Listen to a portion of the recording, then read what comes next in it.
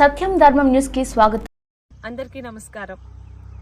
పని చేయించే ప్రభుత్వంలో పనులు ఎలాగ చకచకా సాగుతాయో ఈరోజు మన ప్రభుత్వం ఏర్పడిన నెల రోజుల్లోనే గత 5 సంవత్సరాలుగా పలాసాకి ఒక్క చుక్క కూడా నీరు అందించలేని అప్పటి అసమర్థ ప్రభుత్వం వైసీపీ ప్రభుత్వం, అప్పటి అసమర్థ మాజీ మంత్రి అప్పలరాజు గారు ఏ కబుర్లు చెప్పినా నెల రోజుల లోపల 5 సంవత్సరాల తర్వాత ఈరోజు పలాస ప్రజలకి, ముఖ్యంగా చెప్పాలంటే రైతులకి టేల్ ఎండ్కి నీరు అందించారు, వంశధార నీరు. దీనికి ప్రధాన కారకులైన తెలుగుదేశం పార్టీకి, ముఖ్యంగా చంద్రబాబు నాయుడు గారికి, ఇక మా జిల్లా మంత్రిగా మరియు ఇరిగేషన్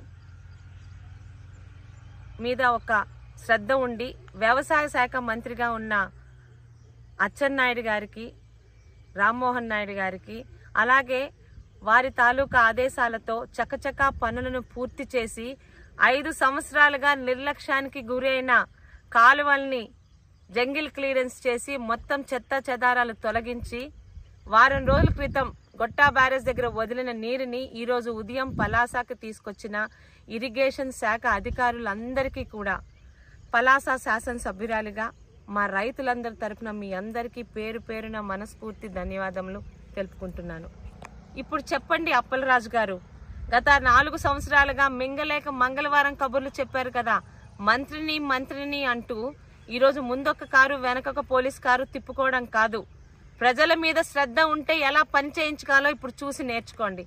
ఎంతసేపు 4 సంవత్సరాలుగా భూ కబ్జాలు చేయడంలోని, కాలువలు కొండలు మింగడంలోని, ముఖ్యంగా ఒక మహిళనైనా నన్ను సోషల్ మీడియాలో అసభ్యంగా అగౌరవంగా మాట్లాడించడంలోని పొందిన సాడిస్టిక్ ఆనందం, దాని మీద పెట్టిన శ్రద్ధలో కనీసం 10% నీరు అందించడంలో పెట్టుంటే ఈరోజు మీరు అంత ఘోరంగా ఓడిపోయి ఉండేవారు కాదు.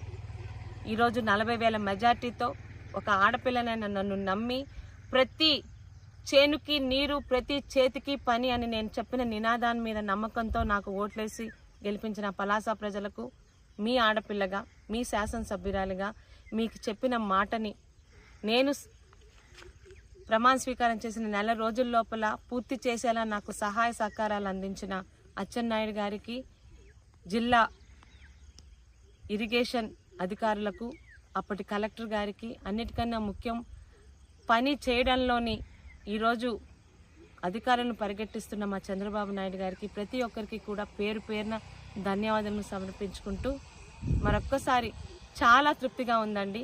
అయితే కుటుంబంతోని మొదటిసారి తిరుమల దర్శనం చేసుకోవడానికి తిరుపతి వచ్చిన నేను ఆ కార్యక్రమంలో అక్కడ స్వయంగా పాల్గొనకపోయినా 5 సంవత్సరాల తర్వాత ఆ రైతులకి నీరు అందించడంలో ఉన్న తృప్తి ఏంటో, ఆనందం ఏంటో ఇక్కడి నుంచి కూడా నేను స్వయంగా ఫీల్ అవుతున్నాను. అందరికీ పేరు పేరున ధన్యవాదములు.